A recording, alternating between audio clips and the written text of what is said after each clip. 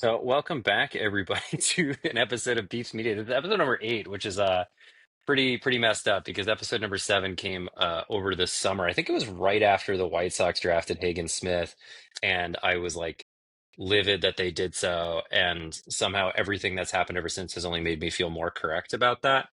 Um, but mercifully, I am not talking about one of my favorite teams today, not one of the teams Oh, that I root for. But it's a team that has held my interest. As anyone knows, I talked about the Chicago Bears on the second episode of this with Kyle of the Start Kyle Orton podcast, no relation.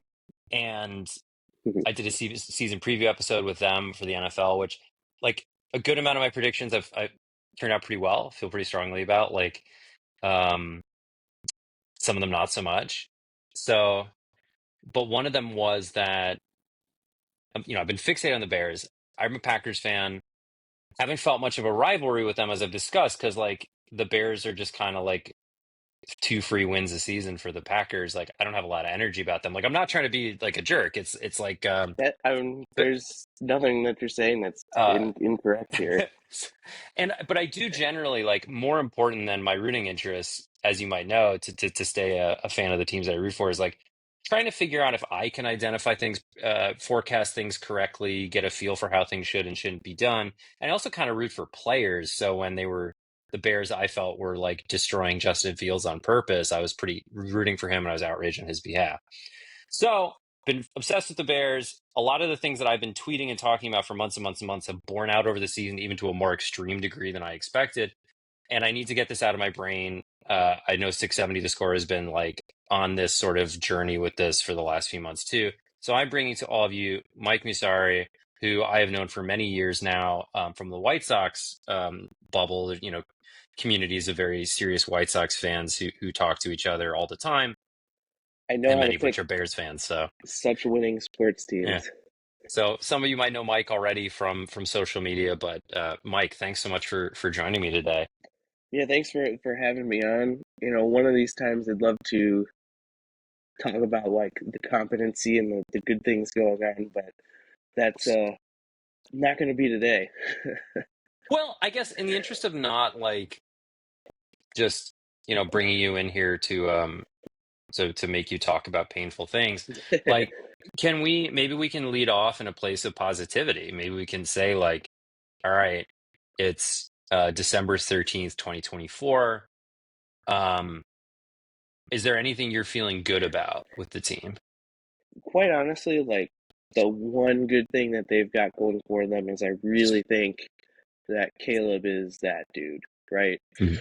Um, you watch him play, you watch him work through progressions from the quarterback spot, and he can make throws that just, some guys could never dream of. He's got very special arm talent.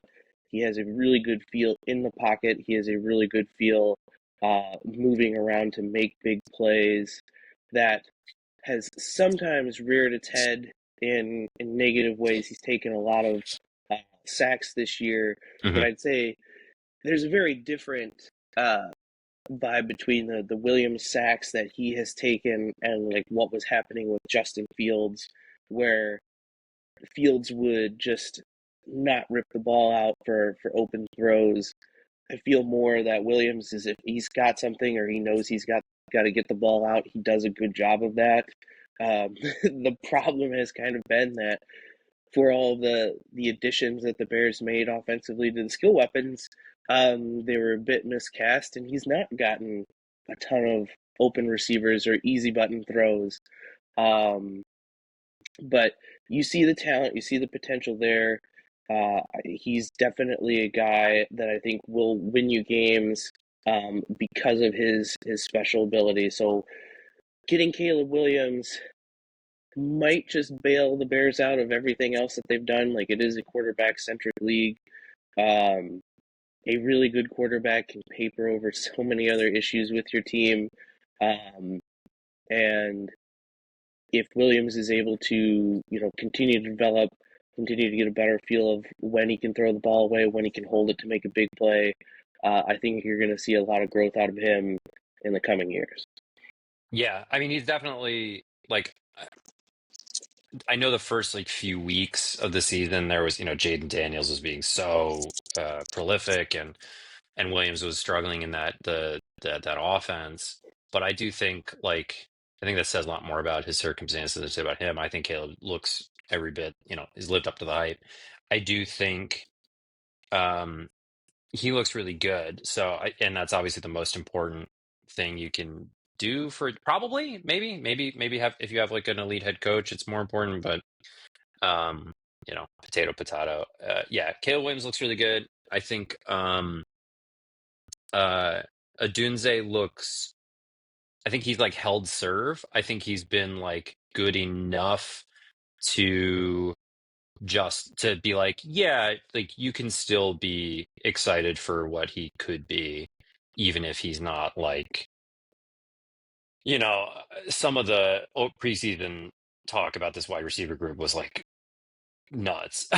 But like that was my take that I went into under that Bears podcast and was like, look, I know I'm the evil Packers fan, but I was just like, remember, like Keenan Allen is very old, and Rome Odunze is a rookie wide receiver, and like I don't need to say anything else about either of them to for there to be like risk there. So, and so far, I think some of that's been borne out.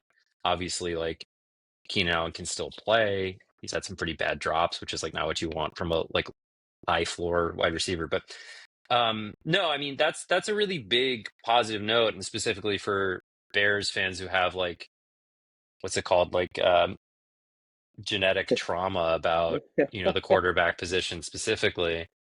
Um, okay, so we'll do the compliment sandwich. Maybe we can think of another positive thing to close with before we go into this. So like I, the yeah, go ahead. I, I was gonna say I do think that Odunze's skill set still looks good. He's winning on some routes that you'd expect him to, and really like the failings that I've seen with Odunze, um, have been like feel for what the defense is giving. He's not been on the same page as Williams for a lot of those option routes, right? Like almost every play, and I think that was part of the issue with the Bears is like and with Waldron he was like, I'm going in with like, here's my veteran experience quarterback playbook. And we are just going to run this from day one. There's no kid gloves. There's no like easy layup throws, like you see with designed by Sean Payton for Bo Nix. Like Nix is putting up a ton of numbers. Um, you watch a lot of his games. He's hitting wide open receivers left and right. And it's always like, oh, why can't the Bears do this? Yeah, Um, and it's not like the Broncos wide receivers are like, otherworldly. Like Cortland mhm, Sutton's good, but they're very not good. like, this isn't Justin Jefferson, three Justin Jeffersons running around out there. Right. But once he gets on the same page, that's really just a feel thing um, for rookies, and there's a lot of growth that happens with rookie wide receivers after that. Like you have a cohort of rookie wide receivers that are just awesome right away, like Justin Jefferson, Jamar Chase come to mind, and those are guys that just are dominant physically, and they'll just catch the ball no matter what route you're running. And then you've got other guys that sort of get a better feel, get an understanding of how the game works, where the open pockets are going to be, and I think that's going to be more of what Odunze brings to the table long term. So I'm still bullish on Odunze. I think those two picks, Williams and Odunze, are an awesome foundation to build an offense from moving forward. Um, but yeah, there are some other things going on in that Dude, roster that need addressing. so like I know that I'm gonna do this in a couple of different ways because the old tweet of like guy who's only seen Boss Baby like starts watching a movie and is like, I'm getting a lot of Boss Baby vibes from this. Like I follow the White Sox, I follow the Packers. So like when you were talking about the easy buttons for Bo Nix, I'm like, oh yeah, like when Malik Willis had to step in for Green Bay, they didn't just have him run the Jordan Love playbook. They were like, all right, what is Malik Willis? What can he do? Let's ask him to do that and not much else. Obviously, there's a difference between like what's the best for the long-term growth of a long-term starter versus like we're trying to make the playoffs and we need to win a couple of games while our quarterback's hurt. Um, but the And other thing is like the vibe that I've been getting from this whole situation since Ryan Poles came in, like pretty from like early on. I think I could go back and like I think I have the receipts for this with Ryan Poles. Is like it feels so Rick Hahn White Soxy to me.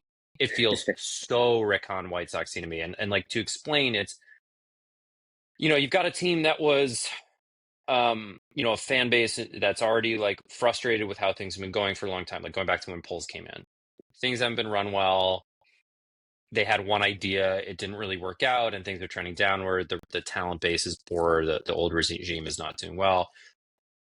You bring in this new guy, um, and he tears down. Like he sells off all the veterans. He trades them all for draft picks. He loses on purpose for a year or two. Obviously, baseball and football, the timelines are different, and that's really easy to do. That's really easy to do in my opinion, as a GM, is like, who wants Khalil Mack? I'll take the best offer. Like, that's not, oh, what draft pick is the highest? Cool, I'll take that. Thank you. Like, that's not hard to do at all. Are you with, is that so far Yeah, so good? yeah, and I was gonna say like there's also a level of security that's kind of implied when you do that because Yeah, when you tear down, it's like okay, there's not pressure to win. So like yeah. Pulse comes in, the Bears go 3-14, and they fall backwards into that number one pick. But everybody was like, ah, yeah, well, none of us had any expectations on this team. Like, who cares that they're really bad? Like, they traded away their good defensive players, both before and during the year. Like you mentioned, Khalil Mack was a trade before the season to get a second round pick, which I believe that one turned into Brisker, or was it Kyler Gordon? Doesn't matter. Those guys were Those, only they were 9 picks apart according to yeah, my sheet. So yep, yeah. It was six of one, half dozen the other. um, and so then during the season, you shipped off Robert Quinn Oh yeah. to the Eagles for I think like a fourth round pick or something. Um, and then all the bigger trade, the more head scratchery trade, and then interesting fallout there was trading Roquan Smith That's right. to the Ravens, That's right. who my wife is from Baltimore, um, and she was a Ravens fan when we met, and has since we live in the Chicago area now. She follows the Bears more often, Oh, and don't tell me you did I'm that to her. I I Oh was like, no, dude. that's that's one of the worst things that I've ever done At least let your to boy like her. escape. So Cinder- you know, I hopefully I purchased Sunday ticket and everything, so I'll give my son every opportunity to not be a Bears fan if Caleb Williams doesn't pan out. Yeah, But you can watch Lamar Jackson for a few years. Yeah. yeah, yeah, Lamar's awesome, and it's so fun to watch him for like a number of reasons, because he's such like a going against the old guard of quarterbacking school.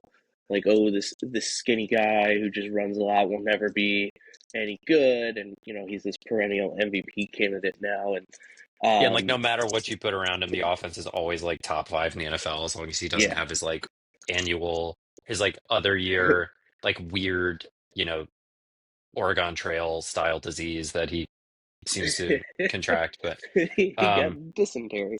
yeah, Uh, exactly. Exactly. So no, I forgot about the Roquan thing. And even in my attempt to be comprehensive, I'm like, what are all the things he's Poles has done since he came in? And Poles draws an inordinate amount of my like ire, and it's all like Rick Hahn was the guy who did for me too, because I know it's like, look, ultimately all this comes from ownership for both these teams. Both of them are like run by basically a family who's just like very proudly fallen behind the rest of the league. They're very smug about their sort of like, well, how we do things, what's right, but like their version of what's right's like really odd, not always wrong, but like usually wrong and like odd, like so there's that similarity. But then Chicago sports fans are so desperate for any sign of success that they'll latch onto these GMs and be like, oh look, like these tear down, we needed to start over, like probably true. So you make a tear down, like this is objectively the smartest thing to do, like okay fine, I'll go with you on that, even though you had like a second year quarterback in there when you started.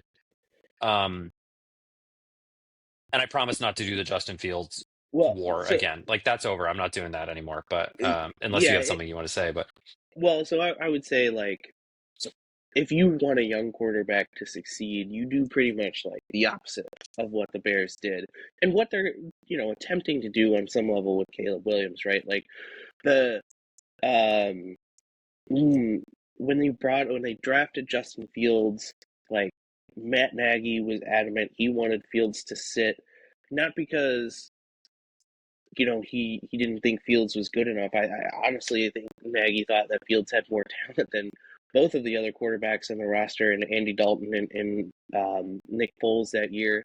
But because there's so much processing, right, that goes into this quarterback position. There's so much that you have to absorb and have to learn. Um, and he, legitimately thought it was a good thing to have Justin Fields sit, and it probably was. And if you could go back and Andy Dalton stays healthy and doesn't get hurt against the Bengals, and Fields doesn't come in and like look fairly okay in his first game, then maybe they make it through more of the year without the fan base clamoring for their shiny new toy, right? Like their first round quarterback, who that surely this guy will be the guy.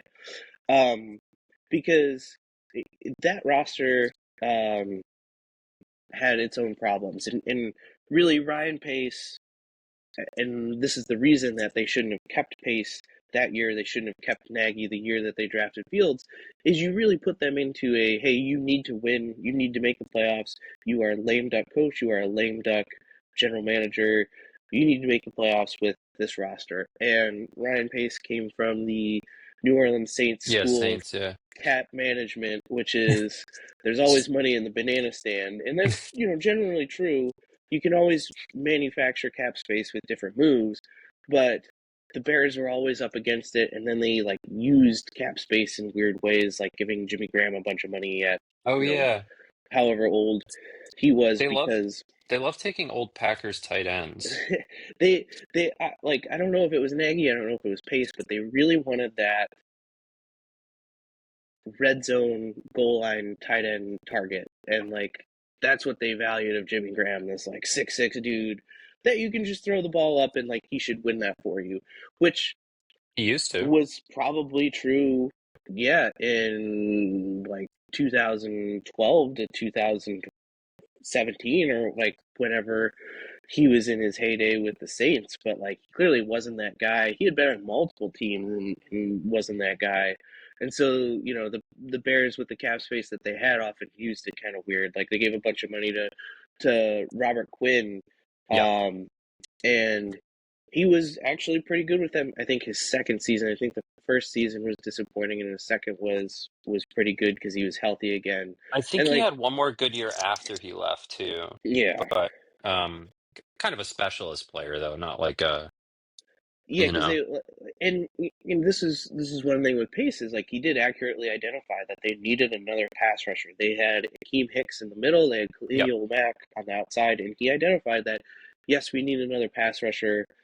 Leonard Floyd isn't cutting it, so we'll get Robert Quinn, who is like the year prior, very good, very productive with the Cowboys. Quinn came in, I think, was banged up a little bit, and just that's the risk when you sign a 30-something pass rusher. Um, and he just wasn't that effective that first year, and the team wasn't as good, the defense wasn't as good. Um, but anyway, the ultimate thing here is like because of what Ryan Pace was as a lame duck general manager, he really pushed the Bears up against the cap and did, necessitate this like 1 year, 2 year tear down to the studs from Ryan Poles. Yeah, So it's the perverse incentives that you wind up with the desperate person trying to save their job.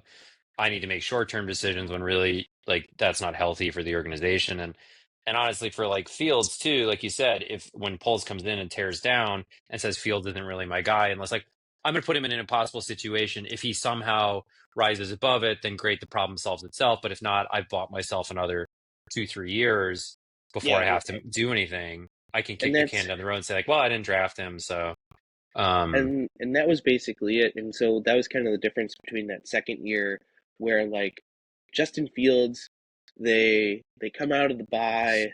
This is their teardown year. This is their 3-14 year. Um, and they go to Foxborough. They play the Patriots, and like they completely changed the offense after the bye. They went to like this very heavy run option Oh scheme yeah. where they're utilizing Fields' legs and they're doing all of this stuff. I actually was at that game on Monday night.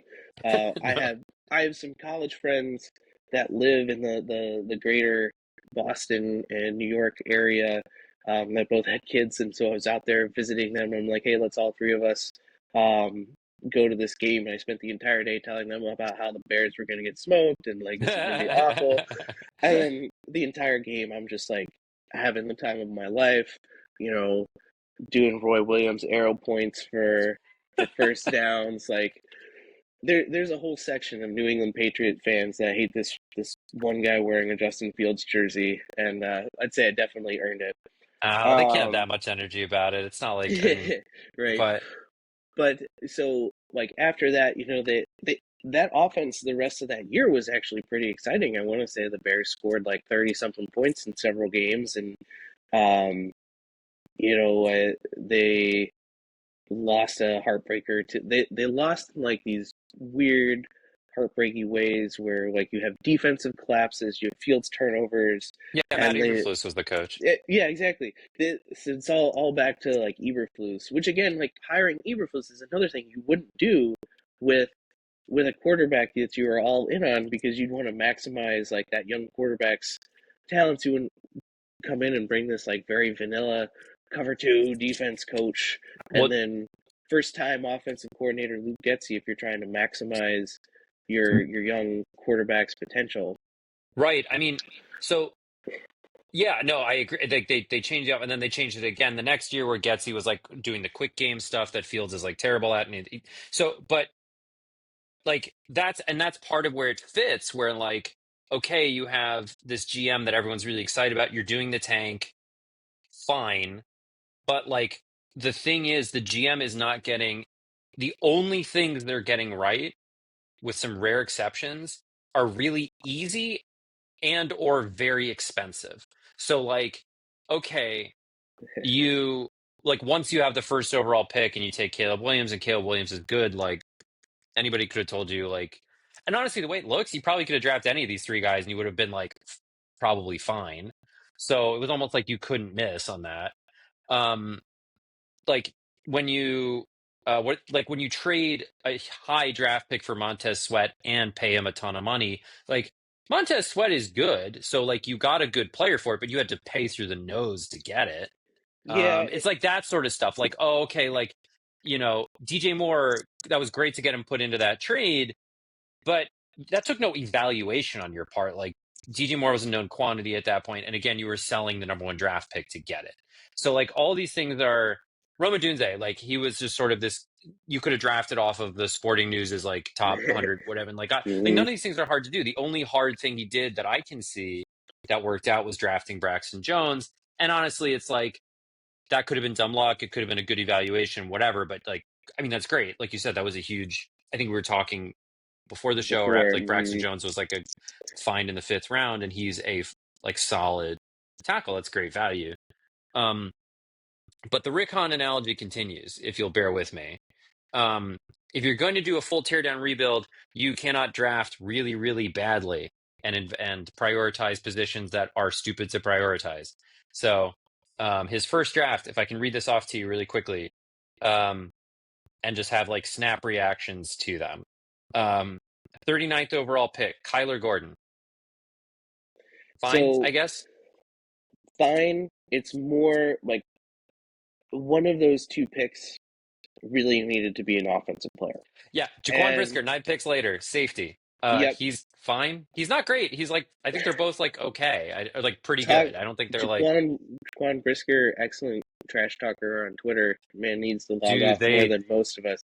this team Um, talks so much. Like I don't. for as bad as They they talk are, like so I don't get much. it. Like Jalen Johnson, Um, like chat it, like chirping at the 49ers as they're like stoving your heads in. It's I, like was like I don't which like, and I'm not. I think players should have personality. I think they should stow this stuff. I don't. I think there's a lot of like weird like racial animus when people start criticizing these things. Um, so like it is funny that it is such a like trash talking team that like loses so much. I just think like generally that's very funny. Um, Yeah, it's like Johnson at least can do it because he's like an excellent cornerback and probably one of the top five oh yeah, corners in the league. who Poles did not draft, and Right, Poles he got it. He inherited. extended him for a lot of money, but also he let it get kind of weird intense before he did it. So like Yep, even the easy stuff, he's kind of screwing up. But like, okay, you inherited an excellent corner and you extended him. Like yep, again, like these are layups. These are like Mac would nail all of these. yep, Um, and like the going back to the Brisker and Gordon picks, like one of those just needed to be a wide receiver, and like George Pickens was the guy on the board there that the Bears passed on twice, and and at Pickens the is time, his people like raised an eyebrow. yeah, Pickens Wasn't just is hindsight. is a is a very very talented player, but also very inconsistent, and so like I think he ultimately would have been a disaster on this Bears Well, team because he's not even being focused for a team coached by Mike Tomlin, who is just this rock of stability and level headedness, and but really what ended up happening then is because you drafted both of these guys, your wide receiver core was just terrible because you let Allen Robinson go. and he was kind of washed at that point anyway. Yeah, he never agreed to that contract. Like the Bears were supposedly close to a contract extension with him. He didn't agree to it, which turned out in hindsight to be good for the Bears. But he played under the franchise tag Fields rookie year and just like looked completely disinterested. And so like you let him go. Um, you had Komet there as a tight end who Uh-huh. probably wasn't as polished as a receiver that far along as he is now. But beyond that, you really didn't have like any big wide receiver threats.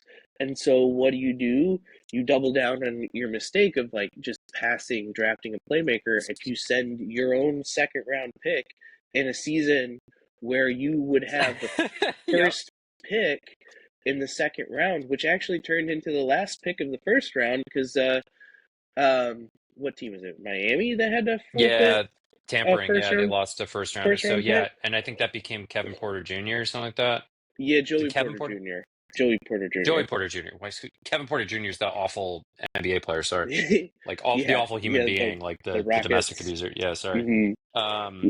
No, sorry, Joey. I didn't mean to put that Yeah, on you. Uh, who um, if you got if you kept that pick, you don't trade for because like literally Claypool went out the door for almost nothing. I think maybe like a sixth round pick in the upcoming and draft. he's out of the league. I mean, Yeah, talk about just an absolute whiff on pro player evaluation. yeah. Um, So like speaking of like moving through that draft.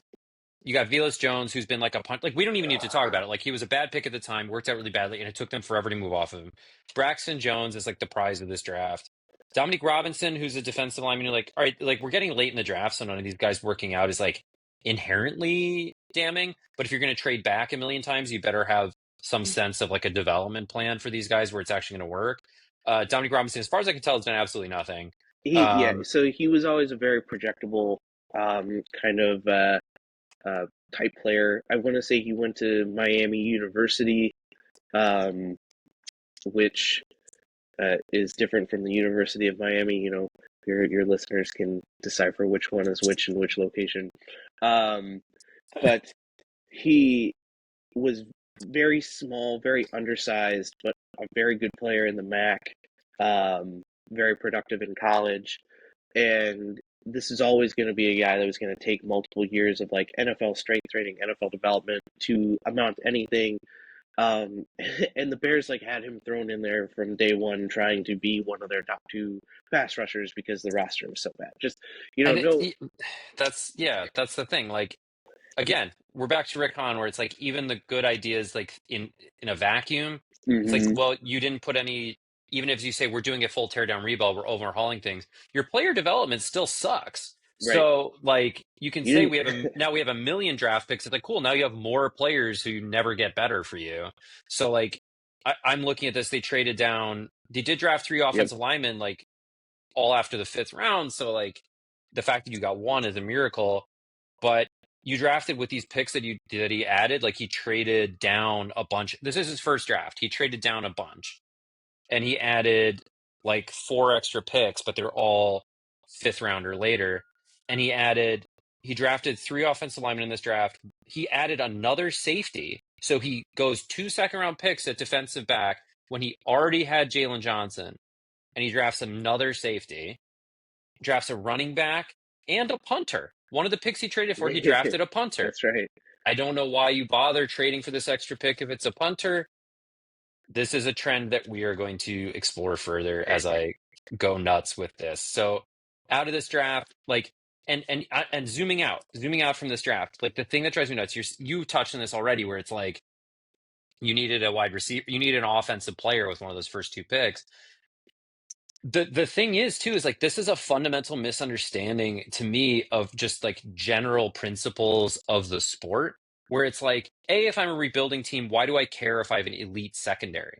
Like it doesn't help me do anything at all. It doesn't help me develop the players that I need to develop. Like what, I'm going to get some coverage sacks for Dominique Robinson? Like Mhm. this is not how you make your team like meaningfully better, unless you're trading like if you wanted to trade Jalen Johnson, which kind of would have been cool to do if you're like, all right, I'm going to draft these guys. We'll trade the one who's going to get expensive soon, and then we'll keep that cycle. Like, if you want to be a cornerback factory, like, I think there's some value to that because cornerback's one of those positions where, like, they get old fast. Not as fast as running backs, but, like, it's not like a left tackle who might hang around forever, or a center might hang around forever, or a quarterback who might hang around forever. Like, even some, like, elite pass rushers hang around forever, too. This isn't one of those positions. Corners get over the age of 30, like, fall off a cliff, and some of them even sooner. So there's that. So even if Gordon and Brisker were like the next coming of, I mean, Brisker would have to be like Ed Reed for this to make sense. Um, so we're already there. I'm already there. I'm going nuts. Do you take issue with anything? Like, I could be wrong, but like all of this So seems insane to me. I'll say that like the Bears are And so bad that they needed help in lots of different places, but you could really see like the Eberflus effect mhm. early on of like, hey, we are going to spend a bunch of high picks on defense. And like that is the one thing that drives me nuts about hiring a defensive coach. The whole reason you hire a defensive coach, the whole reason you're hiring this scheme is that he's supposedly a guy that can Yeah, get stuff out of his defense that makes it so you don't have to keep investing in defense like right. this. If you're such a And good coach, why do you need like all pros at every position for your defense to work? yeah, exactly. And so like that was, everybody talks about how Lovie Smith was run out of Chicago unfairly, and like to some extent, yeah, like he was one of the more winningest coach. Well, he was But better in than his successors, but that doesn't mean much. yeah, but that entire time, right? Like the Bears themselves, they constantly were investing in defense, high picks in defense, um, and they never once, broke like the threshold of 18th or maybe 15th best offense in his entire tenure. And like is as much as the Bears want to be this like smash mouth 1985 Bear throwback football, like that just. And you talked about it, owners that refuse to adapt to modern challenges. Like you just can't win with Lovie Smith uh, and where he was at when the Bears Yeah, fired him. and And nothing he's defense done is since, has really been like, oh, the Bears made a mistake. Like he went to University of Illinois and coached college for several years, and they were terrible. And now they've gone with like a proven college coach that knows what he's doing in the college space, and Illinois football is actually okay. And then he oh, went and I don't became follow college the football anymore. yeah it the But yeah, there I just have friends in the area that went to Illinois, and then like I don't. yeah. It's interesting to know what happened to Lovey too, so I don't blame you. But But after he was done in Illinois, he then came back and got the Texans job, and like he had one last gift for the Bears, right? Because that's that game, the Texans beating, right, um, and honestly, like it was probably a gift for both the Texans and the Bears. Um, because the Texans end up beating uh, the Colts. Colts, yeah, I So think. they get the second pick. Bears get the first pick. Bears trade down Carolina. Carolina takes Bryce Young, and then C.J. Stroud falls into the Yeah. Texans' So lap. so this is a perfect segue because it's like I've already looked at his first year, and I want to touch on Ibra, and we're already at half an hour. I could talk about this for I for know. for so long. But like that trade down, the trade out of the number one pick in the 2023 draft is like is Ryan Poles like this is my master stroke, right? Because his other trades were like, okay, you traded a ton for Montez Sweat, and he's very good. So like I'll say, look, you paid top dollar, but at least you got something nice for it. Not difficult to do, but whatever. It's still something a good GM might do. Um, the Claypool trade was like catastrophically bad. Like one of the worst trades in recent memory. But then he trades out of the number one pick and he trades down. He gets the number nine pick. He gets DJ Moore. I think they have another second round pick this year. He gets the Yep. Panthers first round pick this year or last year rather, which became Caleb Williams. And everyone's like, "Wow, like what a masterstroke." But what's crazy to me, and maybe because he met with the teams, maybe the Panthers said like, "We want to trade up for Bryce Young," and they told him that, and maybe Poles said, "Yeah, Bryce Young stinks, so like, great, like go for it." But if he like a trading out of that spot means you didn't know CJ Stroud was good, right?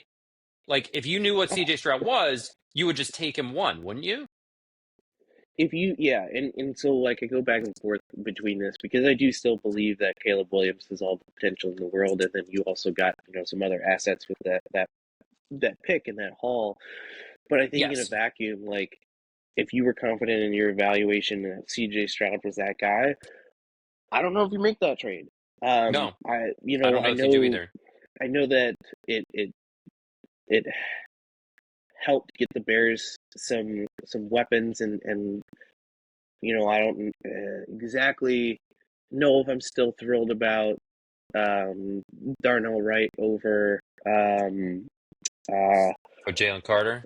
Jalen Carter. Yeah, but that was the I move the mean, Bears made, and he's a solid and tackle right now, and so hopefully he can. and if and I'm gonna look up that draft to see who else is there because that's the contrast that I always get heard brought up, and I understand why. But I also if I'm gonna sit here and say like you built the team wrong and you spent way too much on defense, I'm not gonna kill them for taking like Yeah, a solid tackle right. Like over a defensive player because I think this whole time I've been telling you not to do that.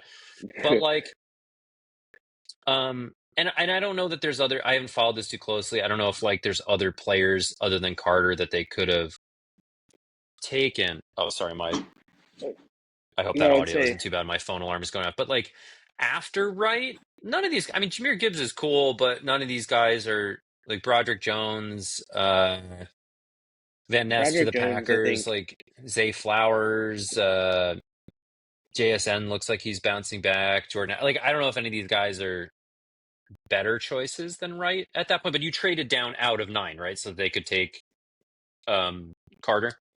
yeah, they traded from 9 to 10. That's right. Which again, like ostensibly, is a fine move. If you know you're not going to take the guy that the team behind you wants, but it's always like and again, like I was like, yeah, they needed to inject some into the offense. But they kind of did that with uh with a trade from 1 to 9, as it were, right? Like they got DJ Moore, Yep. so you have all of a sudden you've locked in like a wide receiver one. You've kind of papered over the position player issue.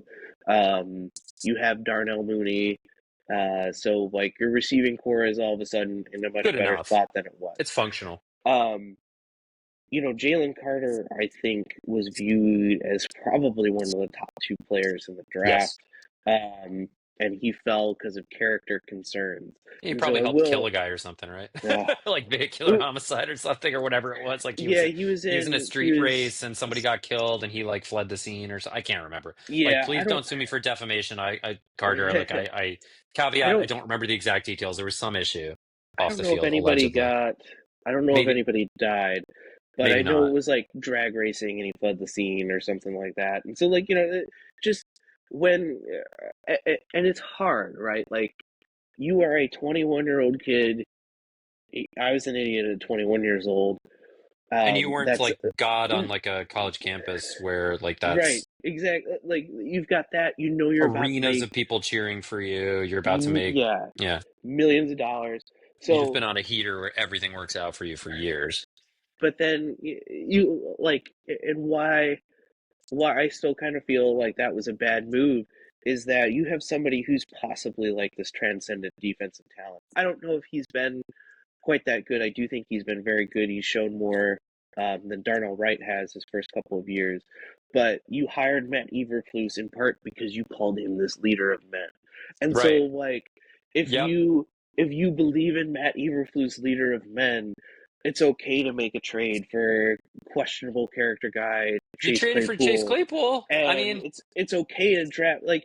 And again, right? Like I forgot they still like thought they might get something out of Chase Claypool at that point in time. He wasn't quite as much of a trash unknown um, because he came over to the Bears. He got hurt. He like did have a positive impact in like one of the games that he actually played for them down the stretch. So it was like, okay, here's a guy that might actually come in and might actually help the offense. But your wide receiver one going into last year was Darnell Mooney, followed by a bunch of guys out of the league, Dante Pettis. oh yeah, Oh, Valus Jones. Velus Jones. Now you have DJ Moore, Chase Claypool, um, and Darnell Mooney. So again, like you've now invested in the offense. So if you And you think, have additional, and if you have Jalen Carter, you don't need to draft with your second round picks, which is what I'm going to get to. You took yeah, two players, Gervon Dexter, Jervon, yeah, Gervon I Dexter, think and Tyreek Stevenson, both in the second round. So now you've spent, you know, three second round picks in your first two drafts on corners when you already had or defensive backs, you already had Jalen Johnson, and you take Gervon Dexter because you don't have Jalen Carter. And Jerron Dexter is probably the most successful defensive lineman he's drafted, which is not saying a lot. And Jerron Dexter seems pretty whatever. Like he seems usable, he's. but I don't think he's very impressive at all. This is like, I uh, think the knock on him um, was at Florida. He was kind of miscast into this two gap scheme um, where a lot of the defensive linemen, their responsibility is to read and react and get into different gaps. And so, like, nerfed what he was good at. Like, he's a very explosive athlete. And that's what Ryan Poles has targeted this entire time. Like, these high RAS guys, these explosive athletes. And so there was hope that's that, what the Packers do, but they actually you, know how to coach players. they know how to then develop these raw athletes. Because then you have Dexter, who has made, again, some flash plays. Like, he's I would call him like a low end starter. Like if he's your Yeah. fourth best defensive lineman, like you're in pretty decent shape because like he makes some splash plays. He can get some pressure from the interior. Um, But like, but you know it's not this but with home the, run of a pick. Yeah, but like, and it's not Dexter's fault for me to say this, and it's like probably a fine outcome for a second round pick, but like on the aggregate, but when I'm looking at this as a whole, like as a vision, like you rebuilt this from scratch. You had all the cap space in the world. You could have signed anybody. You could have, and you had a million picks. You could have drafted anybody. This is what you wanted to build. This is what Ryan Poles wanted to build. And you could have just drafted Jalen Carter and then drafted two offensive linemen in the second round. Lots of good offensive linemen go in the second round every year. Um, so you drafted another corner, Stevenson, who's like talented, but every week it's not just the Hail Mary thing. Every week it seems like he's just getting torched by somebody. He makes like he gets burned so much, it seems like. That's my impression. Not following it religiously. Also, just like again, even if he's really good, you how many like amazing defensive backs do you need when the rest of these are luxury items when your offense is like a complete train wreck. You yeah, took and Zach. again, that's like the biggest thing, right? Like if Stevenson has to be like a difference maker to sort of justify that route with the pick, and I wouldn't call him that. Like, is he probably a solid defensive back? Yes, he's kind of small. So you know, if he's going to be matched up with those go up and get it wide receivers, he's often going to be outmanned and outgunned. And like, I want to say his rookie year, Mike Evans took him behind the woodshed. Um, Huh, and like Mike Evans is very, very good. he'll He's do a that, is an all pro receiver, right? But like it was very clear that okay, and he's this huge. guy's yeah, this guy is not ready to be this elite level defensive player. Like not many first year defensive backs are, to be fair to Stevenson. You were hoping he'd take a leap this year, but he's kind of regressed. Um, in that sense, and like there's been some lapses of judgment. The Hail Mary thing, obviously, but And then like being upset that he was going to get benched for it. It's like, dude, that like was you're national news, man. Like you got to be the I team has to do something because you look like an idiot. But um, I didn't I get being follow. upset. Like maybe it felt like the team wasn't supporting him. He's like, look, I made the worst, most visible mistake of my life, and I'm already embarrassed. Like you don't need to twist the knife. I know it was a screw up. So maybe I'll revisit that. But I gotta. I'm sorry because all right, I'm gonna lightning round some of this real quick because Okay. I definitely I feel like we're burying the lead on some of this stuff too, and I'm so sorry because like you're No. helping me. This isn't even a team I root for. Like it's to my benefit that they suck, and this still makes me so mad because you Yeah, have because Poles, Eberflus, I think Kevin Warren, all these guys are frauds in a way that makes me so angry. I Um, and this so is a personal problem that I have, like but Kevin Warren, I say the jury's still out. Like they hired him for one sure. thing, building a stadium. Obviously, they haven't gotten that stadium yet, but I think they'll probably get to the point where they get a new stadium in Arlington Heights.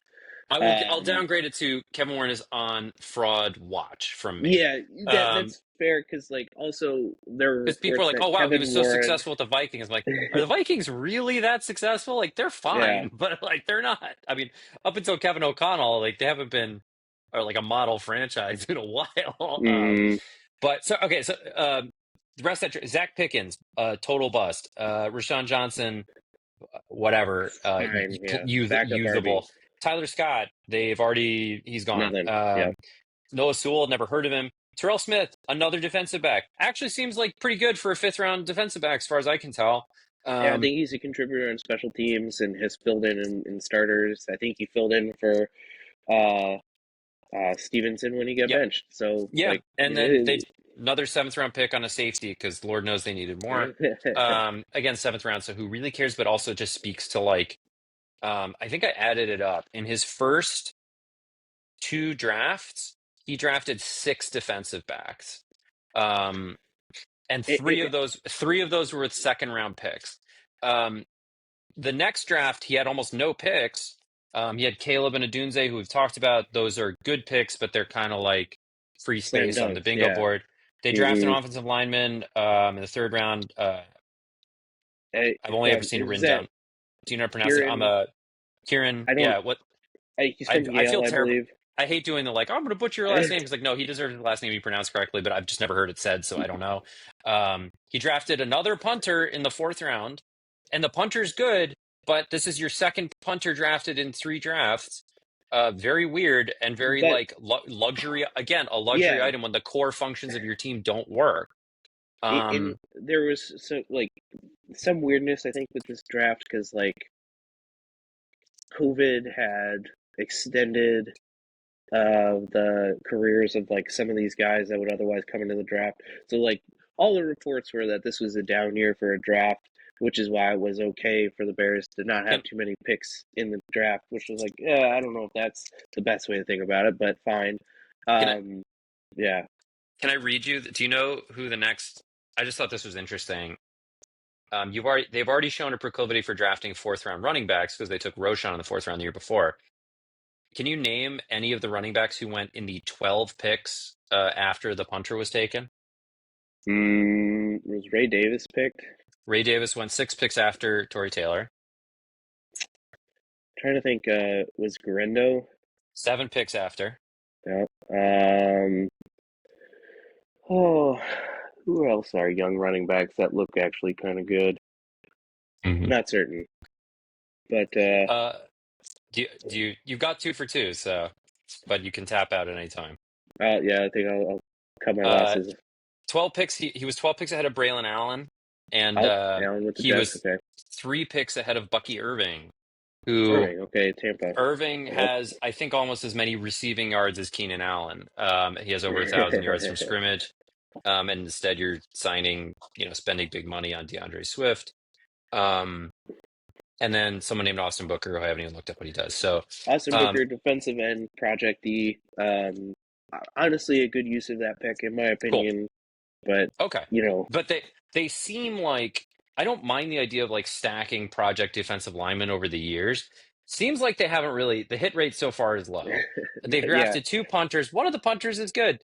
And then a million picks on defensive backs. So again, like the strategy seems to be putting way more into the defense than on the offense across the board, which even if you succeed, good defenses are hard to like maintain like year over year, whereas like the Bengals can do almost anything because they have Burrow, Higgins, and Chase, and you like shuffle everything else around, and you still have an elite offense. Obviously, their defense is like a problem, but like so it's not a perfect example, but it's just if you have the quarterback and the offensive line and stuff like you can just kind of chug along forever with like this high floor. So all right, we're here. I've complained about that.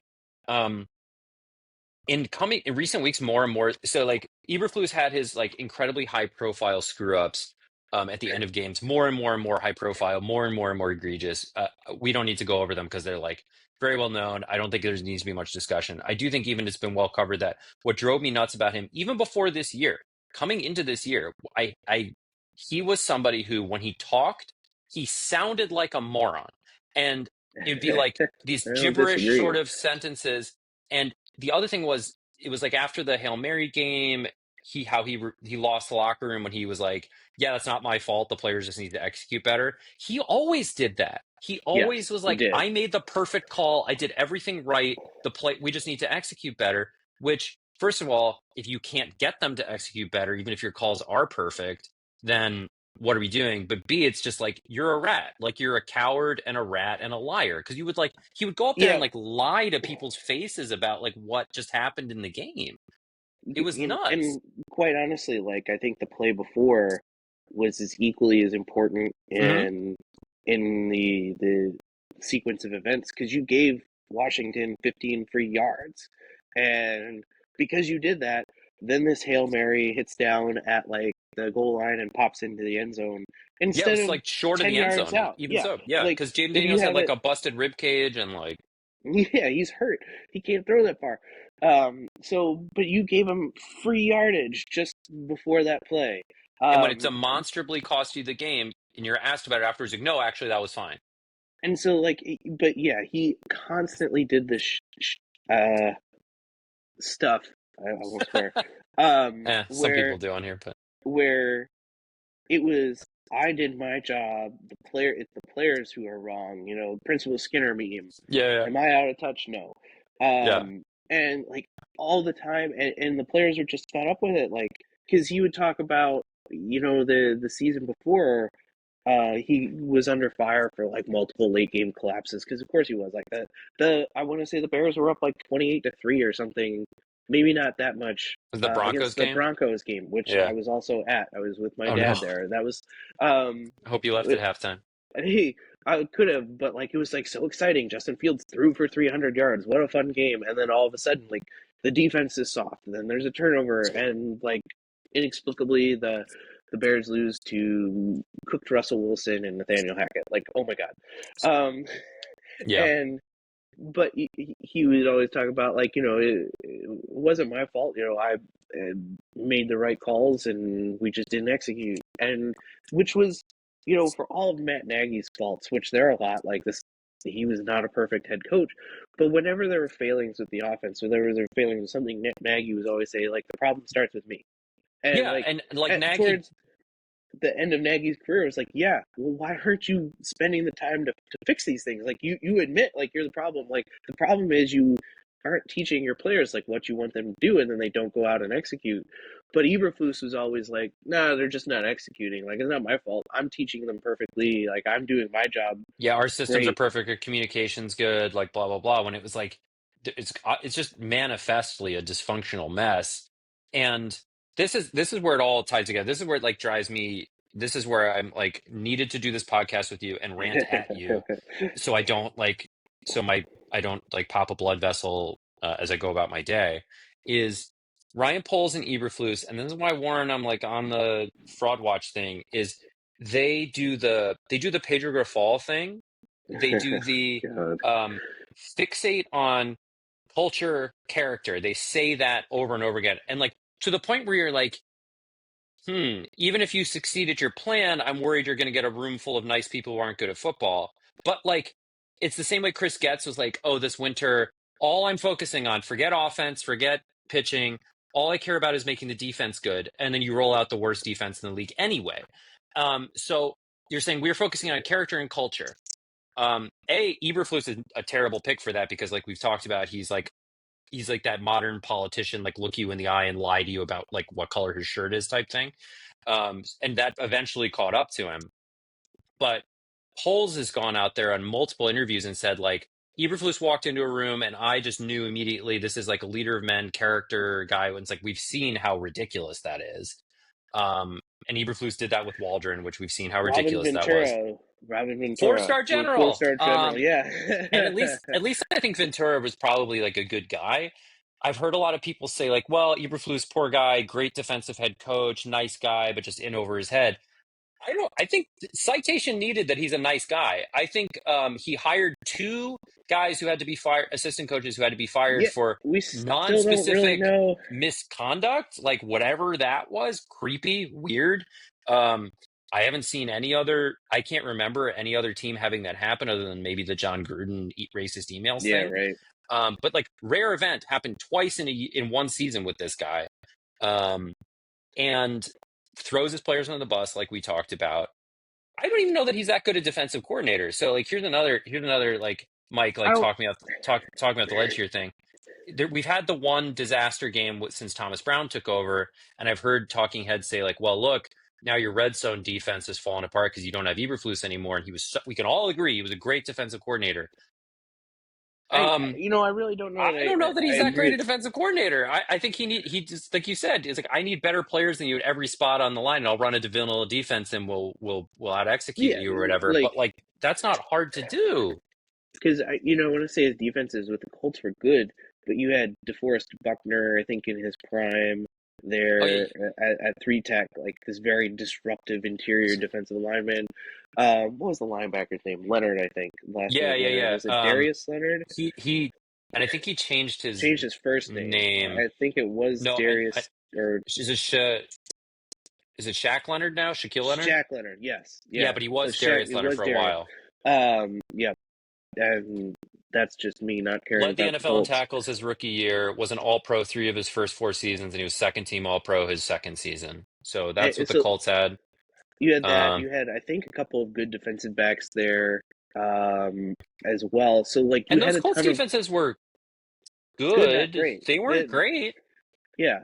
And I always, like, have a hesitancy to um, trust, I guess, a defense that like relies on takeaways to be successful. Because, like, those are sort of like improbable events, right? Like, Yeah, they're noisy. the you Fumbles there occurring in the first place, who recovers them, uh, tipped passes, like who's catching them, like interceptions at all. If the other, and it's like it's a strategy kind of based on hope as well, where it's like yeah. I hope the other team screws up, or I can force them to screw up. It's like, well, if my entire pass rush plan is Montez Sweat gets home and they double him, oh, there's my defense. Like, or Yeah. like the quarterback just doesn't throw a pick. Like, okay, what's your plan And B here? like that's why I really respected what Ryan Poles tried to do with the defense and Vic Fangio, where he was like, I have Khalil Mack, I have Akeem Oh, Hicks. Ryan Pace. Yes, I'm sorry, Ryan Pace. Yeah. Um, I still need a third pass rusher because it's not enough to have two. We need three elite guys in this ground that's going to put because that is the way to derail drives: sacks, holding penalties. And how do you Yeah. get those elite defensive linemen? And that's part of why I've been, part of it is just being a contrarian and part of it's being a Packers fan. But like when Jordan Love came back from his knee injury, he threw like more picks. He threw like a decent, like a lot of picks for a little while. And he hasn't really done that much lately. And some of it was he was hurt, timing was clearly off, his accuracy has like never been his strength. But like even throughout that, and everyone's like, well, Caleb Williams doesn't throw picks. You know, all these people are like, well, and Bears commentators do this all the time, like Jordan Love, who turns the ball over, and it's like, you know what Jordan Love doesn't do? He never gets sacked. He has the lowest pressure to sack rate in the So league. He does not take sacks, so he'll throw some picks when he's like pushing the ball downfield to try to make some plays. But like, and you're like, well, Caleb Williams doesn't throw picks. He gets sacked like crazy. Like, and we talked about how it's like that's not entirely yeah, his, you know, there's it, offensive lines, there's play calling at play here, but it's an interesting thing that when we look at defensive players, the common thing is let's just look at number of sacks. But then you look at the offensive side, and all of a sudden it's like not in consideration for the quarterback's skill. It's kind of because interesting. I want to say there's like three true quarterback outcomes of bad things. And one is like throwing the ball away, two is taking a sack, and three is throwing an interception, right? And like Yeah, obviously there are varying degrees of those bad things, but it's very hard for a quarterback to be excellent at all three of those things. yeah, that's You fair. That's can fair. you can throw the ball away and you can take sacks and avoid interceptions, or you can push the ball downfield, throw into tight windows, not take sacks, Yeah, but then that's you're going to fair. throw more picks. So like there is a trade off there, and it's all an individual trade off between like different skill sets. So like or and part of the other side of the coin is like guys who hold the ball a lot. Like this is Russell Wilson in Seattle. He held the ball a lot. He took a lot of sacks. He also had a ton of explosive plays. Yeah, Right. You he's big game hunting. Yeah, throwing the ball deep to Doug Baldwin, and now it's DK Metcalf but it was Lockett. and Tyler Lockett. Yeah, Tyler Lockett's just like constantly this guy always nab late in fantasy drafts because you just know he's gonna A be thousand yards he's every season anyway. yeah. Um, but like so you got to balance the explosive plays with the turnover worthy plays with the sacks because if you have a guy that never takes sacks, never forces the ball in tight windows, and just gets rid of it a lot, if he's not making explosive plays, you're still not going to score. Like Right. you can be Like rookie. Daniel Jones tried to do that when he's like, well, I'm not going to be a turnover machine anymore. I'll play super safe. I'll throw it real short. I'll never chase a play. I'll never try to throw past the sticks on third down. And it's like now the defense is just creeping closer and Yep, closer yep. and closer because they're like, and now, Can't oh, beat us I know deep. you're only going to throw it these 10 yards. That's all we got to defend. And then all of a sudden the Giants don't score a touchdown for like 3 years or something. Yep. But, uh, It's funny, and and just a tangent one time here. Sorry, no, but please, like you're my guest. I'm this like is shouting at this you. is like Jordan Love was like the perfect example of why I don't actually think Matt Eberflus is a good defensive coordinator because so this is Fields year 3, right? The first game of the season is Bears and Packers. Finally, the Bears fans think like we might have a changing of the guard. Aaron Rodgers is gone. This demon from my childhood is out of there. And now you've got Jordan Love. The knock on Jordan Love coming into the season is he's unproven and was not good under pressure. So what does Matt Eberflus do his first game against the Bears? Or I'm sorry, the Packers? Soft zone, Yeah. off coverage. Jordan Love throws for like 300 yards because he's Just just hitting dump guys offs, wide yards after the open catch. Yeah, left and yeah. right. And like I'm I visited some friends that day uh out of town, and I'm like getting on a flight home watching the game on my phone, and some kid in a Packers jersey comes up to me and he says go Pack go, and I just Oh, kind of like stared at him until he no left need me to rub it alone. in, Yeah, it was just little guy. Don't just enjoy the uh, wins, man. You don't need to like rub it in, dude. he was 13 years old, and I'm sitting alone at the bar at the like you don't need to talk to me. I'm already in a bad enough mood, but like this just terrible defensive strategy where it's like, why have you not been preparing to blitz this guy? Like, so maybe you get burned. Maybe you get burned with the blitz. But that's the knock on Jordan Love. That is the known thing that he's not good under pressure yet. And so what Yeah. do? Let him find his Eber footing. So like again, Eberflus like Eberflus. he like checks every box for like really and I hate I'm making fun of a guy for his like hits principle, and I heard Ryan Poles Mm. has his like grizzly principle or something like that. So like that sort of thing is sets off alarm bells. Please forgive me. I have my thing called like iceberg theory. I only do it because it's shorthand for like we see Matt Eberflus not calling timeout on Thanksgiving. We see that that's all public. But you know that this guy who has the worst judgment in the universe is making thousands of decisions behind the scenes and like below the surface, and those all add up. So like that's how you get a bad offensive coordinator hire. And I think Ryan Poles is like very much like he's getting some of the big stuff correct, which is better than that makes him probably not the worst GM in the sport.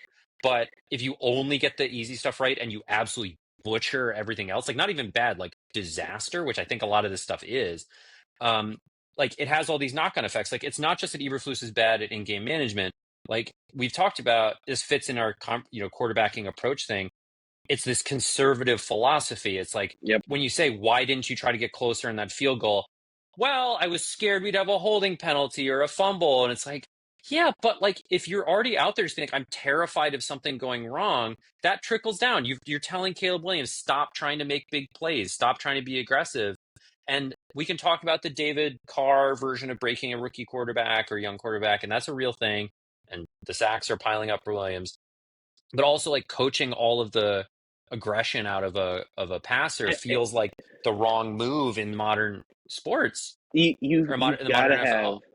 I mean, even Patrick Mahomes throws interceptions because he's trying to push that ball downfield, and that's And it's just how you situational. score. That's how Like if you you're losing and score it's late in the game, like you got to try to score, or otherwise you can play it safe and just lose. But I it's had the a Philip friend, Rivers interceptions, yeah. like I was gonna say, like, I had a friend talk to me recently. Like, he moved back home to Minnesota and he watched his old high school play football, and they were getting beaten by the other team, and they run the triple option, and still they're down 21 points in the fourth quarter, running fullback dive for 3 yards. And like, I understand that that's not the perfect analogy. Like, this is just no, high but school football, but like, you have to do something different in these types of situations. And like, honestly, coaching the aggression out of football or out of the quarterback is something that I think happened to not only Caleb Williams but Fields before him. I think yep, that yep. coaching staff was like, hey, no no We have a great turnovers. defense, just don't throw picks.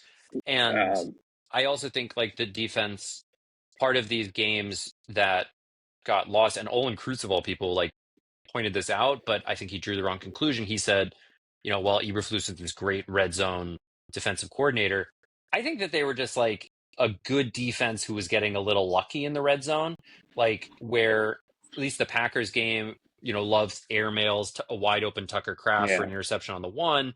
They go for a quarterback sneak on the one and they get stopped, which is just sort of an individual like the Bears players beat the Packers players on that quarterback sneak. But like you can talk about that block field goal you want, and that was a disaster. Packers should have had like 14 more points. Like you yeah, should have gotten killed.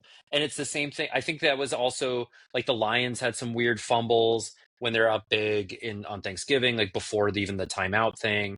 So there's this. I understand as a fan and as an analyst, like yes, they lost all those winnable games because of bad coaching decisions, but it's like I think there was some luck that they weren't getting like that they were even they, close. yeah, and it's funny, right? Because like, if if these other teams capitalize on these opportunities, um, and the games aren't even close, does Eberflus get fired? Even though I'd say it's arguably worse Maybe that not, yeah. that But it's you're like, not oh even well, competitive, but like the closeness of the games led to these just mind blowing gaffes, as you say, that like give us a glimpse into like man, this guy is an absolute moron. yeah. Um, And like and now the focus has shifted to Poles now that he's gone. I can see why Poles wanted to keep him around. It's like, no, this is my lightning rod. If I've got this doofus coach, nobody's going to look at how the roster actually wasn't that good. like, yeah, and like that's the other thing is uh, so there's a guy. His name is Jeff Hughes. He runs a Twitter account called the Bears Blog. okay. Um, Oh, I've heard of them, he, but yeah. yeah, he's got pretty terrible football takes, but he himself admits like he's not a football analyst. But for years, like we're pretty sure that this guy was friends or at least knew Ted Phillips, and that was his source into like the goings on Oh, of the Bears. And so one thing that he has tweeted out and maintained the steadfast thing on is that even though Eberflus was hired before Ryan Poles, that Poles had Eberflus on the short list and was a big Eberflus fan as a head coach. And so and then this is why I'm not out on Kevin Warren just yet. Reports were that Kevin Warren wanted to fire Matt Eberflus at the end of last year so you could pair a new head coach with a GM with a quarterback so you don't have this inevitable upheaval Yep. that comes next, right? We don't know who's That going to coach the famously the Bears Bears. have done like three times in a row now. But They're yeah. just they're just perfect at this like Which cycle of Ryan Poles failure. very like snarkily said, like, "Oh, well, those are old regimes. We don't do that." And it's like, I guess, yeah, you don't fire him after the first year. You fire him during the first year. So I guess, yeah, you're Yeah, different, way different, Ryan. Um, yeah, right. so So I, like, yeah, but Warren did yeah, come in last. They did like Coach and Poles kind of together, and then um, Warren afterwards. Um, no, it's to me, Poles and Flus, it makes sense that Poles would like Eberflus because he's like, to me, I'm very common saying like, and it feels like it's going to sound like I'm late to the game because after last week with Flus gone, everybody's turned to Poles like, well, you're the last guy standing now.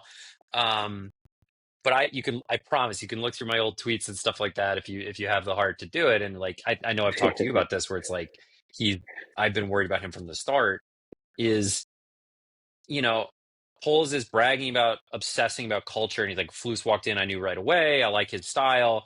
He does that like this is my own bias as somebody who grew up like where all my parents cared about was like public speaking.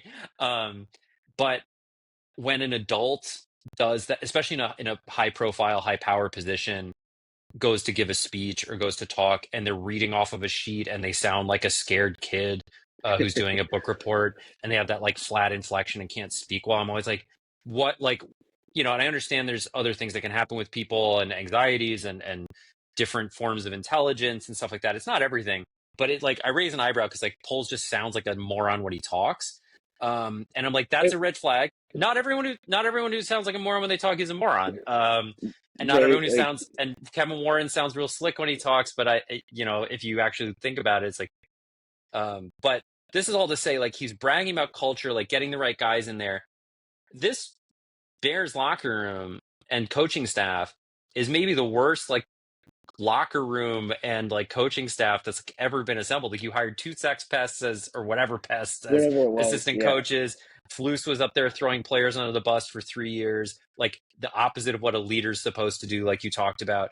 The players had a full-on mutiny. They talk endless trash while like not winning.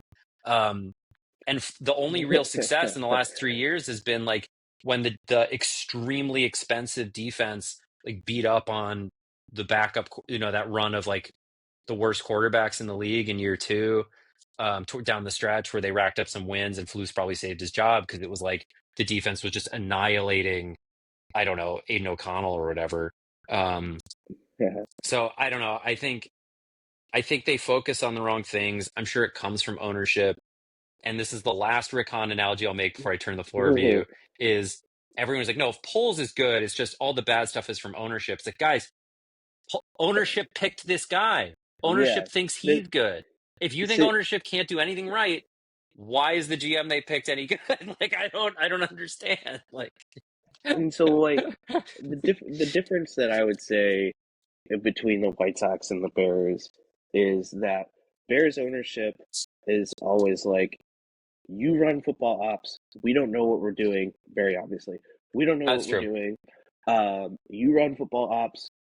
Do what you have to. Build the team the way that you want it. Where like Reinsdorf and the White Sox, it's like, all right, you run the baseball ops. You have control of that, but I have control of the purse strings. So like, if there is a big time free agent that you want, it's got to come through me. Like Juan Soto signed for a bajillion dollars, at 765 million officially, right? Someone You come. knew you knew that Jerry Reinsdorf was never going to do that. But like He ruled out when signing Otani before Otani was a free agent. yeah, but with the Bears, like they have always made some big splash plays in free agency. Like they signed Julius Peppers, awesome, Yeah, right? true. Like They want to win. They just don't they know how. they gave the big contract extension to Khalil Mack, right? They made Khalil Mack the highest paid defensive player in NFL That's history, true. right? And so like there's differences between They how signed they DJ Moore. They intermingle. signed Jalen Johnson. They're paying for the premium Yeah, players. yeah. So like it's not they were cheap historically in different ways. Like their practice facility was garbage. That is one thing that Ryan Pace did. He was like, House Hall sucks ass. I am going to renovate it, and we are going to make it a state of the art training Oh, facility. I Like, didn't know that. That's cool. um, Okay. yeah. So like that was another good thing, and like part of things like yeah, culture does matter. Like Ryan Pace did do some good things in that respect of like modernizing House Hall, modernizing what the Bears are as an organization. Um, and then Ryan Poles has now come into the situation, and it's like maybe there's some concerns about big free agent contracts out there right now, but for the most part, the McCaskies are like, we hired you, you run football ops, And they've let him make and so trade. They've let the multiple GMs trade like lots of picks to go for star yeah, players and like yeah, they've let him do it. and they've been like, you do what you think is best, and so like there was rumors this year that the McCaskies were mandating um, playoffs are best for Matt Eberflus, and then it busted. You know, oh my God, did it bust? But um, Eberflus was so bad, and his decision making was so bad that these ancient dinosaurs of the McCaskies, who like held it as a point of pride that the Bears have never fired a coach in season, uh, in Right. their 100-year history, had to fire a coach in season because he was that bad. Like staggering levels of incompetence really Yeah, on display and it there. was and I think it was like the players would have just like would like have refused to take the field.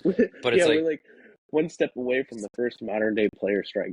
Um, yeah, and it's wild because like he's on these interviews that the score was running yesterday where it's like they have their gritty grizzly and he says this is what terrifies me because this is some dope stuff.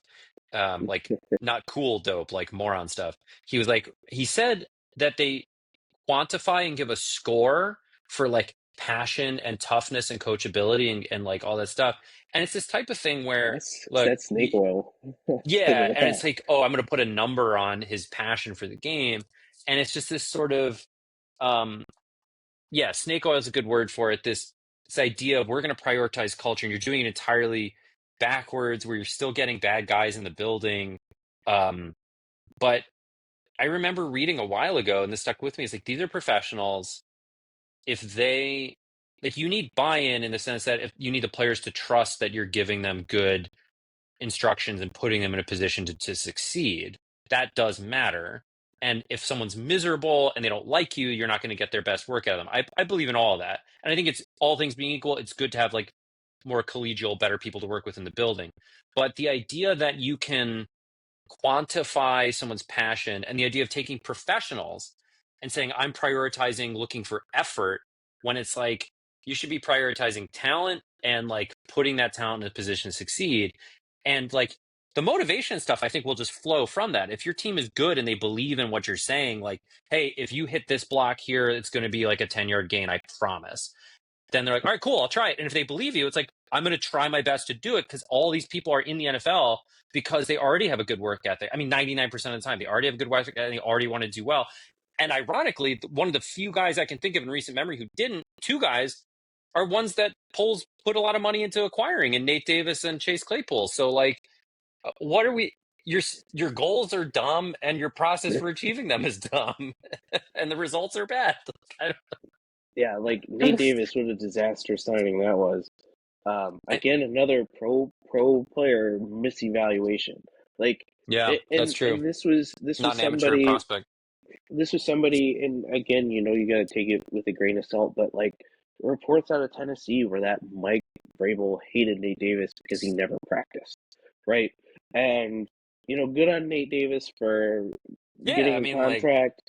if it's Um, not for you, like, whatever, get your money and go. Like, I don't think he's like a bad person. I No, but it was just like clearly like his body wasn't in the right space to be as effective as he was, and you know he was I think a fairly late round pick out of Tennessee, I'm yeah, gonna say, I don't and know his so life. like I you don't know know his situation, but it's like he passion for football. I think I'm comfortable saying like by the time he was probably in not Chicago, there, yeah, it right, wasn't like there where it needed to be. Like he was ready to mm, move on or whatever.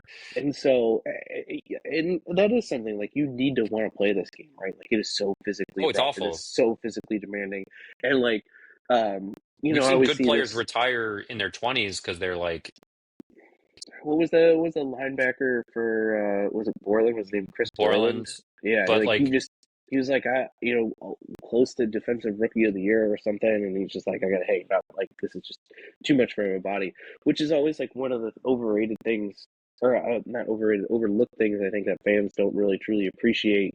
When they make comments like, "Oh, they're already getting paid millions of dollars to play a game," I'm like, no, they are getting paid millions of dollars to play a game, but like they work harder, you know, than you or I the do probably, and because like it's a different type of work. Like it's physical. You got to maintain your physical physique. You got to watch what you eat. Like people, you watch the linemen that go on television after they're it's done. 24 hours. Yeah, They like drop weight like it's crazy, right? Like these are guys that have to do things to their body to keep them the size that they need to be effective in this league. That like most people would just it's a really good point. don't really fathom, like And if don't you really put that in. Yeah. and there's 1,000 guys who, if you slow down a step, are going to take your job. Like Yep, exactly. the instant you lose a step, if you can't perform to the level that you're used to, they'll replace you in a heartbeat. And you need to do all that. You need to learn whatever these weird coaches decide you need to learn. You need to know all these situations where you have these, like the Cowboys punt return screw up where the guy like touched the ball and they lost in the game. And it's like, yeah, I can sit there and know that that's coached or whatever it is. But also it's like a ball's bouncing at him and he has a split second to do this and he just like reacted, and obviously it was a bad play and it worked out poorly, but it's like that guy is now a villain who cost him the game. And it's like, the standards are really high. The standards are crazy high, and the mental and physical edge you need to have. So I understand prioritizing those things, but it's like most of these guys aren't going to be here if they don't have some baseline want And to, and like that's so. basically what I was going to get at is Yeah, like, sorry. how are you differentiating passion from the game? But like, maybe you have people that are above the rest, and like Tom Brady, like that guy probably functions on a level of psychosis that like a normal person can't even fathom. Like this guy Yeah, is a perfectionist of perfectionists, right? Like, sure, he's the top. He's the top, but he somehow played football in his mid 40s and at the highest league and won a Super Bowl. Like, I, my back hurts. When I sleep funny, right? Like I'm in my 30s. Um, I couldn't physically do that. But most of these guys, they're not there, but they're like very close second. Like they're so driven. They want to not do far this. off. Like all of these guys, like, and probably you and I grew up wanting to play in the Major League Baseball or wanting to play in the NFL. Like they're living their dream, and so they're trying their hardest to hold on to that. And there are various levels of distraction and other things that work against you. But for the most part, I would say that these guys are trying their hardest. They're very passionate about this, and like they Yeah. So so like quantifying desire and love for the game is just like this fool's errand. Like, what are you going to score everybody on a scale of 9.9 to 9.6? Like, yeah, you know, and it's like, and you're doing like body language assessments, or like you could have said, I bet Nicky Lopez hustles, like visibly eyewash hustles more than Robinson Cano visibly eyewash hustled, but also Cano never missed a game because he was like rationing his energy yeah, really carefully. And which player's better? If you went with Nicky Lopez instead of Robinson Cano, you're going to set the record for. I know that's false yeah, choice, but but like just thinking of examples of like low talent hustle guys versus people like Manny Ramirez. Everybody's like, oh, he's like, he seems lazy or like he doesn't care, and it's like you're doing like weird body language stuff. Like that guy had already made hundreds of millions of dollars and it put together a Hall of Fame resume, and he was still doing like steroids for the bad Tampa Bay Rays because he wanted to keep playing and be good because he cared that much. Like, why is 40-year-old Manny Ramirez doing steroids if he doesn't care? It doesn't make yeah, any, so like, so you're just setting yourself up to do this stupid um snake oil stuff. yeah, And and again, like that's people process things differently. People react differently. Baseball is a good example where, like, I want to say there was some incident in a clubhouse.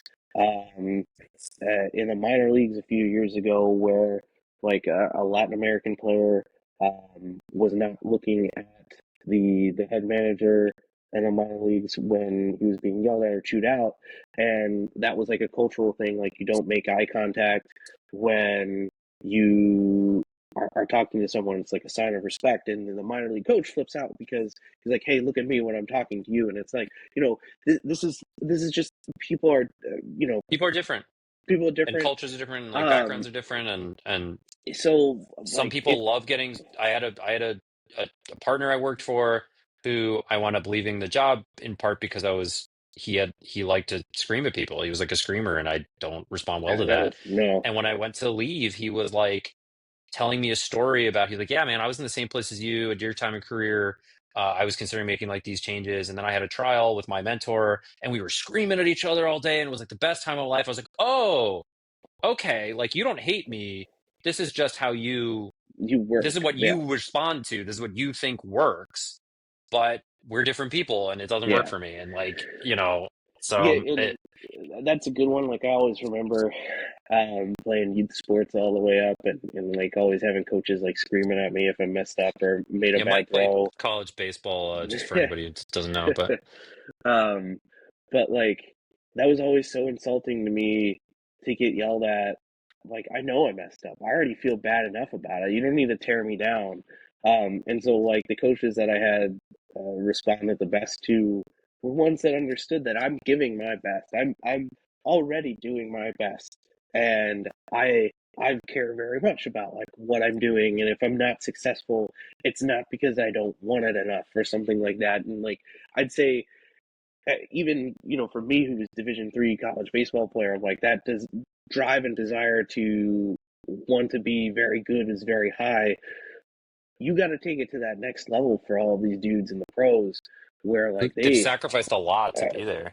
it, and the you see the glamour of the lifestyle, right? Lots of money, lots of stuff to do, but baseball in particular is one where like you are traveling city to city every few days. You are on the move. Like I travel for work once a quarter or something, and it's like it sucks. Um, so you have these guys that are doing this every week, Yeah, multiple you're on times, 3 flights a week. You're like, don't see your away from family, like your family, friends. multiple time zones, all of this stuff, If you like when and you can't go just like call, yeah, I'm gonna take PTO today, or like I want to go to my kid's birthday party, or like you can't do any of that. You can't do any of that no. stuff. Um, So like to yeah, act like any of those guys so, don't already want it, is always and foolhardy. And because like the narrative is always like, oh, these guys get paid these big contracts and then they get lazy, and it's like no, that's really not the case. It's just that they're getting the big contracts at the end of their prime, right? With the way that like uh, NFL draft contracts are yeah, set up, it's just aging curve stuff. yeah. So they're not lazy. They're just not as good anymore, and that's just what happens. So I've already kept you twice as long as I said I was going to.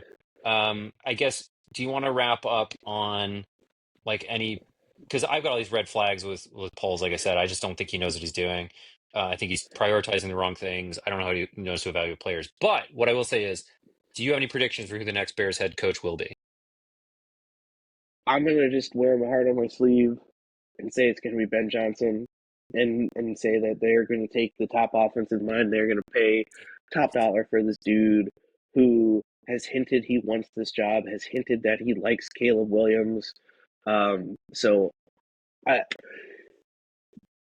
it's the Bears. They'll probably screw it up, but I'm gonna just say I'm hoping and rooting for Ben Johnson. And we'll see what happens there. No. And I'm. Oh, yeah, I was just gonna say to wrap up on polls, I think he's like a lot of general managers. There's been some good things, there's been some bad. Um, but to this point, I'm not certain that the good has outweighed the bad, or if you like had like wins above replacement GM, if that was such a thing. well, Because we were we texting talked each other. about It's it, like if the Panthers had drafted Stroud, you guys are sitting there you'd be probably with like the screwed. fifth or sixth pick instead of Caleb Williams. And we saw the Giants got boxed out, and that none of those teams were trading down to get out of those three quarterbacks. So like you can say we're throwing Justin Fields in the garbage, and we're not taking Stroud, and we'll come back next year.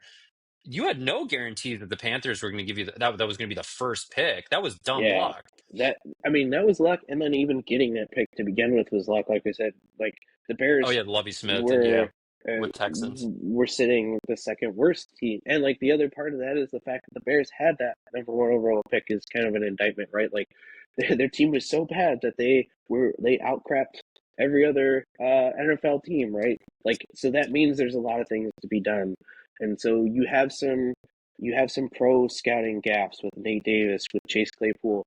You have some curious things like paying for Montez Sweat, maybe ostensibly good, but you've now got this lineman. You signed him to a big extension. I think he's 29 this year. He's going to be 30 Oh, next really? year. Oh, wow. I Yeah, didn't yeah, realize he was like that old. because he played his first. Yeah, he's older and like to the point where like I thought that trade made a little bit less sense if they were going to go ahead and re-roll the rookie quarterback because you're Yeah, hoping like you're it felt hoping like a a rookie. weird like win now move. Yeah, for a Like, team not really built to win now. And again, like you got a good player, you paid him a lot of money, and he's worth it. But now you're going to have to deal potentially with the aging curve on the back end. So yeah, um, I have that's a some good point. concerns about that timing and that trade. And like I won't call it a bad trade, but it's just curious because you really needed the Bears to be good this year. But And and he seems to have no concept of like how to build an offense at all. He just doesn't yeah, seem to have any clue how that's supposed to so work. But but yeah, my son is up from his nap, so I've got to go. I'm wishing Uh, him many successful Bears or Ravens games in the future. But yeah, thanks so much well, for coming on, man. Like it genuinely helps me. Just like I'm putting this on thank the you. record. These are all the crazy things I think about all day when I should be thinking about other stuff. So Yeah, of thank you course. so much for joining me. And it's good to see you again. It's been too long. Yep. Thanks, Come over Nate. to Blue Sky. All right, we'll do. All All right. right, Thanks. see ya.